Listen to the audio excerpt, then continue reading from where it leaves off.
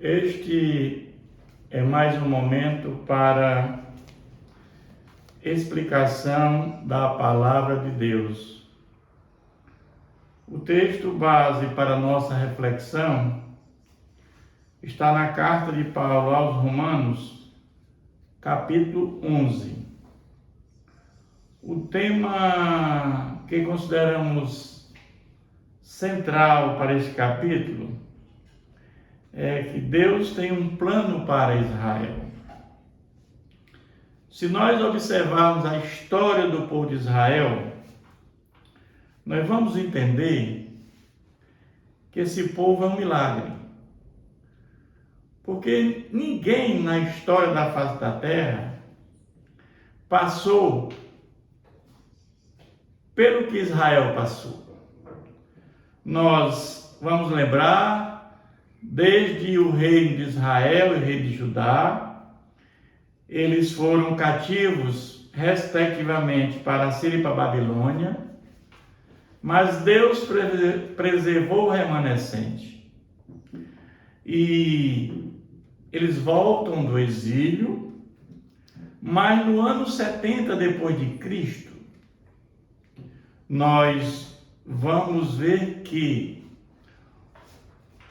o general Tito do Império Romano destruiu Jerusalém, destruiu o templo e muitos judeus morreram. Segundo o historiador Joséfo, milhares de judeus morreram. E houve uma dispersão dos judeus pelo mundo. Mas esse povo continuou ainda sobrevivendo como nação desde o ano 70 até 1948, quando foi criado o Estado de Israel pela ONU, nessa época presidido pelo brasileiro Oswaldo Aranha. Então, vamos ver, meus irmãos, que isto é um milagre. E Deus tem um plano para este povo. Deus tem um plano para o Israel. E o fato é que o texto começa da seguinte maneira: pergunto, pois, terá Deus porventura rejeitado o seu povo? De modo nenhum, porque eu também sou israelita, da descendência de Abraão, da tribo de Benjamim. Então Paulo está dizendo que Deus não rejeitou o seu povo, porque ele é testemunha viva disso. Ele é da descendência de Abraão, ele é da tribo de Benjamim, ele é israelita e ele, em nenhum momento, Deus o desprezou. Mas por que Paulo fala isso?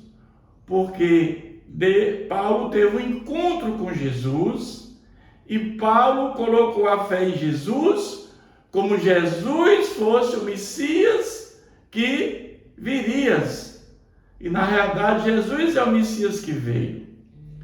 Porque todas as indicações do Antigo Testamento, todas as profecias que existiam no Antigo Testamento, que eram mais de 150, apontavam para Jesus como Messias. Então ele está dizendo que Deus não rejeitou seu povo, porque ele veio a crer em Jesus.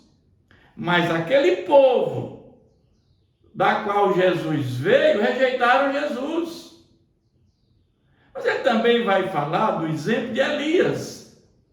Elias esteve profetizando na época em que o reino de Israel era Acabe, um reino perverso e um reino mau, casado com uma mulher também perversa. Talvez uma das piores mulheres que já apareceu na face da terra, que é Jezabel. E Elias, ele confrontou esse rei, justamente. Ele derrotou os profetas de Baal. Ele chega ao ponto de dizer que eu fiquei só, Senhor. E ele disse: Senhor, mataram os teus profetas. A arrasaram os teus altares e eu fiquei só e procuro tirar minha vida. Que ele disse, porém, a resposta de Deus, e é que Deus falou para Elias: reservei para ti 7.000 homens que não dobraram os joelhos diante de Baal. Não sabemos se foram 7.000 homens ou era uma metáfora, mas o fato é que Deus falou isso para Elias. Assim, pois, também agora, no tempo de hoje, sobrevive um remanescente, segundo a eleição da graça. Ele está dizendo que em nenhum momento, dentro do povo de Deus, dentro do povo, existe o povo de Deus. Existe um remanescente dentro do povo de Deus. E aqui, meus irmãos, eu chamo a atenção para a igreja visível e a igreja invisível. Nós temos várias denominações no mundo inteiro. Mas você acha mesmo que dentro dessas denominações todos vão se salvar? Todos colocaram a fé em Jesus? Porque não há outro método de salvação a não ser colocando a fé em Jesus Cristo, crendo em Jesus como seu Salvador. Os judeus rejeitaram Jesus, porque eles criam que a salvação se dava pela circuncisão, pelas obras da lei. E nós sabemos que a lei não salva ninguém. A lei civil de diabo tutor para chegar até Jesus. Mas dentro da igreja visível, essa que nós acabamos de falar, dentro das denominações que existem no mundo, né, que são várias, tem a igreja visível. Essa é a igreja que Deus vê aqueles que vão salvar, aqueles que estão com o nome escrito no livro da vida. Assim, pois, também agora, no tempo de hoje, agora está falando do agora, sobrevive um remanescente segundo a eleição da graça. E se pela graça, não é pelas obras. Do contrário, graça já não é graça. Ou seja, existem judeus que se converteram. No dia de hoje tem muitos judeus que se converteram. Tem muitos judeus que no mundo inteiro, ou no próprio Israel, que reconheceram Jesus como Messias e se converteram. Há um remanescente dentro de Jerusalém, dentro do Estado de Israel, e no mundo inteiro, onde existe judeus, há um remanescente, sim. Mas ele diz assim: Deus lhe deu o espírito de entorpecimento, olhos para não ver, ouvidos para não ouvir, até o dia de hoje. Davi, tome-lhes a mesa em laço, e armadilha, em tropeço e punição. Tem pessoas, meus irmãos, que têm um coração duro, e esses não querem saber de Jesus. E Deus endurece o coração daqueles que já estão com o coração duro. Ele não quer saber de Jesus, ele rejeita Jesus. É como Jesus dissesse: tá ok, você não quer saber de mim? Tudo bem. Aconteceu com o faraó lá no Egito. Ele endureceu o coração e o próprio Deus disse: tudo bem, você não quer saber de mim? Então Deus endureceu cada vez mais o seu coração. Mas o fato, meus irmãos, é que judeus e gentios é uma igreja só, porque quando Paulo foi o apóstolo dos gentios, ele pregou e os gentios se converteram, mas também alguns judeus se converteram, que são os remanescentes. Endureceram-lhe os olhos para que não vejam e fiquem para sempre encurvados as suas costas. Eles adoraram outros deuses. Muitos adoraram outros deuses, mas muitos vieram reconhecer, colocar a fé em Jesus.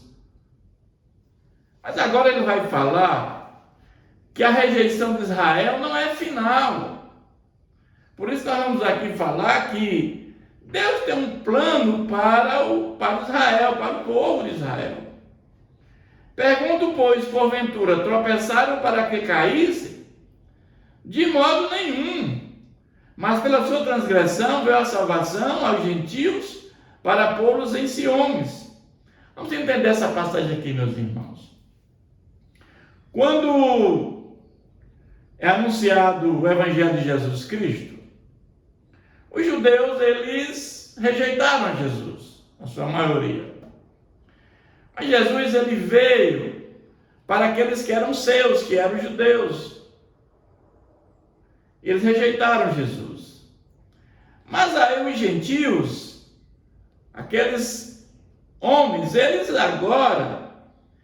aceitaram a palavra de Deus, eles colocaram a fé em Jesus. E houve conversão, e houve salvação dos gentios. E os gentios vendo aquilo, aqueles homens gentios que eram desprezados pelos judeus, não tinham nenhum valor, porque não era um judeu, não era circuncidado, não obedecia à lei. Eles agora estão vendo as bênçãos recebidas por aqueles que creram em Jesus.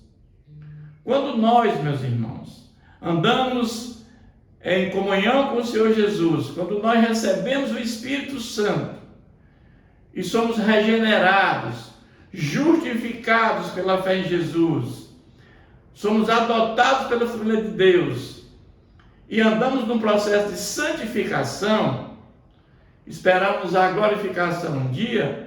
Isso é bênção, meus irmãos. E eles viram isso que estava acontecendo com esses gentios e ficaram com ciúme. E aí agora vai dizer, os judeus também começaram a querer aquela bênção. Ora, se a transgressão deles redundou em riqueza para o mundo, e o seu abatimento em riqueza para os gentios, quanto mais a sua plenitude. Dirijo-me a vós outros que sois gentios, visto, pois, que eu sou apóstolo dos gentios, glorifico o meu ministério. Paulo foi aquele que, quando ele teve aquele encontro com Jesus, foi dito pelo próprio Jesus que ele sofreria por conta do Evangelho. Então, Paulo, ele foi o apóstolo dos gentios. Paulo foi o maior missionário da história do Novo Testamento. Esse livro de Romanos é um tratado teológico. É um dos livros mais difíceis de entendimento da Bíblia. E esse capítulo 11 é um dos mais difíceis de entendimento. Por isso que com muita humildade nós devemos orar ao Senhor que o Espírito Santo nos conduza para nos dar o discernimento e o entendimento desta palavra. Então os judeus também começam a querer as bênçãos, para ver se de algum modo posso incitar a emulação os do meu povo e salvar alguns deles. Porque se de fato de terem sido rejeitados trouxe reconciliação ao mundo, que será o seu restabelecimento, senão vida entre os mortos. Ele está dizendo aqui, para ver se de algum modo posso incitar a emulação, ou seja, a competição entre eles agora, de tal sorte que isso leva os judeus a crer em Jesus, para, senão, vida dentre os mortos. Aí estavam mortos espiritualmente. Enquanto você não tem uma relação de intimidade com Deus, o Deus verdadeiro, enquanto você não recebe o Espírito Santo, todos nós estamos acometidos da morte espiritual. E se foram santas as primícias da massa, igualmente será na sua totalidade. Se for santa a raiz, também os ramos o serão.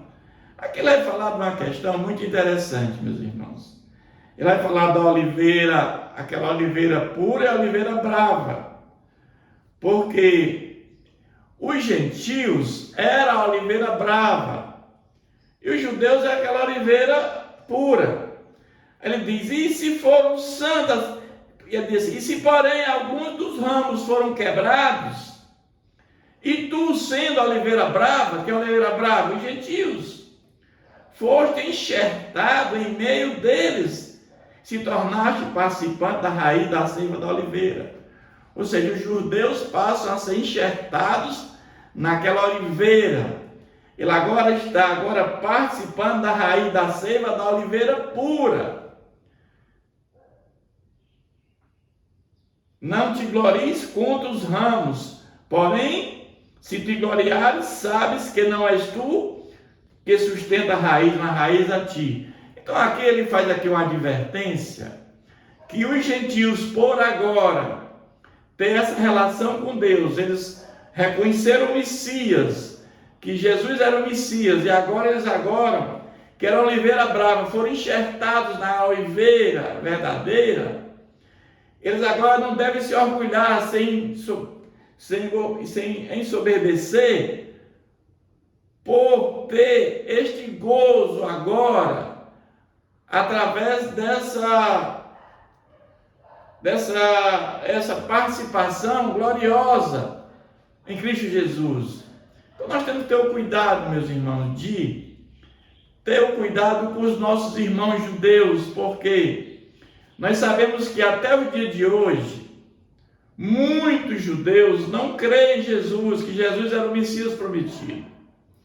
E que ainda hoje, nós, quando temos a oportunidade de ir a Israel, depois de conhecer todos os lugares que Jesus andou, a guia que conhece tudo sobre Jesus, se você chama ela assim à parte e pergunta, quem é Jesus para você?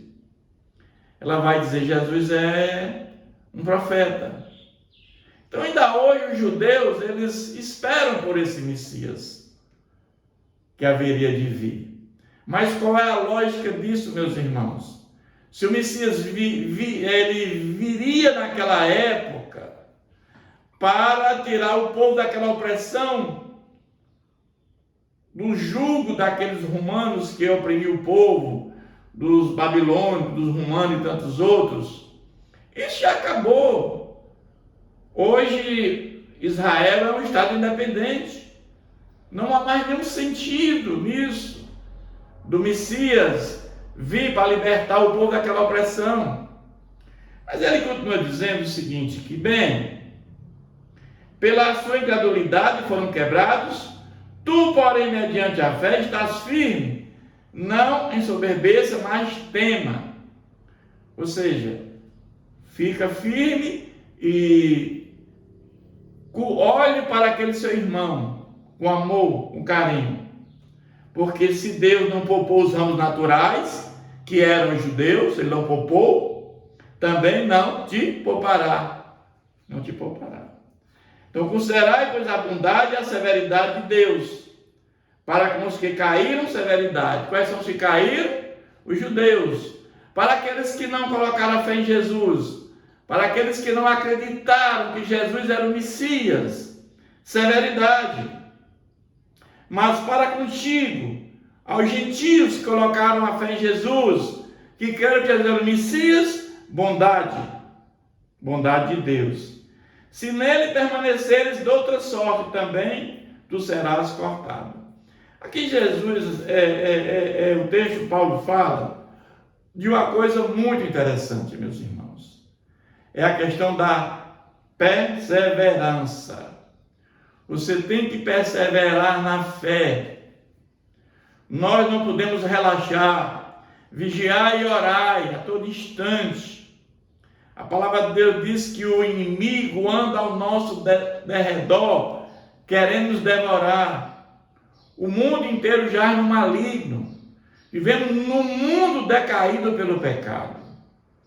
Então, todo cuidado é pouco. O cristão convertido, ele deve perseverar na oração, na palavra de Deus, para que ele seja fortalecido cada vez mais na sua fé.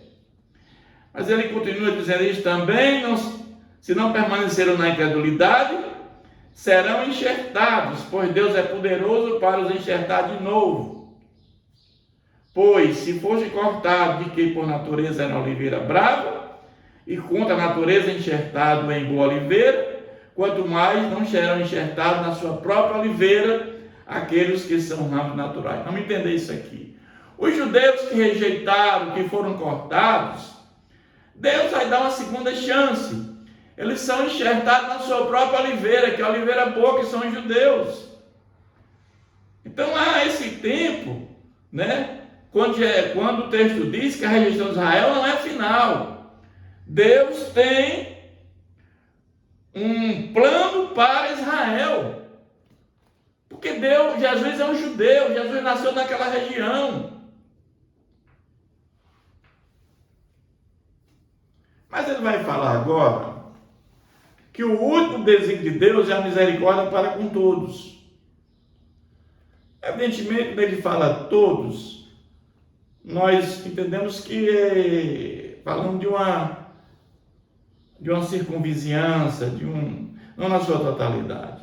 Porque não quero, irmãos, que ignoreis esse mistério, para que não sejais presumidos em vós mesmos, que veio endurecimento em parte a Israel, até que haja entrado a plenitude dos gentios. Vamos entender esse texto aqui, é muito complexo, meus irmãos. Jesus veio, trouxe a graça salvadora como fundamento da nossa salvação. Eu discordo dos colegas pastores da Igreja Reformada que diz salvação apenas pela graça. Então, eu entendo que a graça é o fundamento da salvação e que a salvação se dá pela fé em Jesus. E essa fé, ela vem até nós quando a palavra de Deus é pregada e você escuta a palavra de Deus e o Espírito Santo convence ou não do pecado. Aqueles que são convencidos, recebem o Espírito de Deus. E eles agora passam a ter fé e se arrepender. E ser regenerados, eles nasceram de novo, como nós, e são justificados pela fé em Jesus. Então, o que aconteceu? Esses gentios, eles passaram por esse processo, por essa ordem de salvação. E os judeus não. Mas quando os judeus viram que os gentios passaram por esse processo e foram abençoados, eles também estão querendo a misericórdia de Deus. Eles também estão agora buscando colocar a fé em Jesus. Então vai acontecer que um dia, antes da segunda vinda de Jesus, muitos judeus vão entender que Jesus era o Messias, que Jesus trouxe a graça salvadora, e vão crer em Jesus e vão ter a salvação. Então, quando nós falamos que tem um plano Deus tem um plano para o povo de Israel, é que antes da segunda vinda de Jesus, nós vamos entender que haverá a conversão de muitos judeus por colocar a fé em Jesus. Não é como algumas correntes de pensamento pensam. Os dispensacionalistas entendem que Jesus vai voltar e arrebatar a igreja, a maior parte dos convertidos, os gentios, e depois voltam 1000 anos para ficar aqui na terra para salvar os judeus. Mas, meus irmãos, nós vimos ao longo do livro de Romanos que não há mais distinção entre judeus e gentios. Há uma única igreja, a igreja do Senhor Jesus. Gentios e judeus se salvam da mesma maneira. Como é que o gentio se salva? Colocando a fé em Jesus. Como é que o judeu se salva? Colocando a fé em Jesus. Então não há nem um sentido e nem uma fundamentação bíblica. Jesus vir mais de uma vez aqui na terra somente para salvar os judeus. Não há nenhuma lógica, meu irmão. O próprio Jesus, quando esteve entre nós, perante Pilatos, quando Jesus disse que o meu reino não é deste mundo, o que Jesus tinha para fazer aqui, ele já fez. Jesus, ele veio trazer a graça salvadora. Sem a morte de Jesus, ninguém se salvaria. Sem a graça salvadora dele, não haveria salvação. E essa graça nós recebemos pela fé. Essa fé que é dada em nós na conversão através do Espírito Santo. Porque a morte espiritual nos leva ao afastamento de Deus. Mas ele vai dizer o seguinte aqui, que e assim todo Israel será salvo, como está escrito. Virá de Sião o libertador, ele apartará de Jacó as impiedades. Esta é a minha aliança com eles, quando eu tirar os seus pecados. Quanto ao evangelho, são eles inimigos por vossa causa, porém eles são amados por causa dos patriarcas. Aqui ele fala de Jerusalém, da segunda vinda de Jesus. Na segunda vinda de Jesus, aqueles que colocaram a fé em Jesus, todos serão salvos e subirão num corpo glorificado. Aqueles que tiverem mortos em Cristo ressuscitarão num corpo glorificado, e os que estiverem vivos subirão num corpo também glorificado, é o arrebatamento. Então Jesus voltará uma única vez, meu irmão. Jesus não voltará mais de uma vez. Então, essa ideia que Jesus vai vir pela segunda vez, depois volta novamente para ficar 1000 anos com os judeus, não tem fundamentação bíblica nenhuma, meus irmãos. Ele vai dizer também que porque os dons e a vocação de Deus são irrevogáveis. Ou seja, aquilo que Deus nos deu, aquilo que Deus já trouxe para nós, não há mais nenhum perigo. Ou seja, uma vez que salvo para sempre. Porque assim vós também outros fostes desobedientes a Deus, mas agora alcançaste misericórdia, à vista da desobediência deles. Assim também estes agora foram desobedientes, para que igualmente eles alcancem misericórdia, à vista que foi concedida. Ele está dizendo aqui que esses também que vão colocar a fé em Jesus, terão a mesma misericórdia que os gentios tiveram. Quem colocar a fé em Jesus, independente, porque quem não é judeu é gentio. Qualquer nação na face da terra é uma pessoa gentia.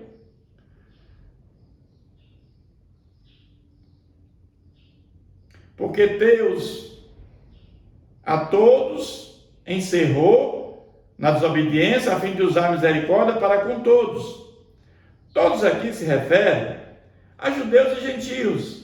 Então, quando Jesus voltar pela segunda vez, gentios e judeus que colocaram a fé em Jesus, aqueles que reconheceram Jesus como Messias que viria, que haveria de vir, esses serão os salvos, os que estarão com Jesus por toda a eternidade.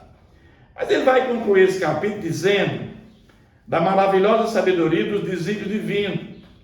Ele fala, ó profundidade da riqueza, tanto da sabedoria como do conhecimento de Deus. Quão insondáveis são os teus juízos, e quão inescrutáveis os teus caminhos. Quem, pois, conheceu a mente do Senhor, ou quem foi o seu conselheiro? Nós sabemos que antes da fundação do mundo não existia nada, apenas a Trindade, o Pai, o Filho e o Espírito Santo.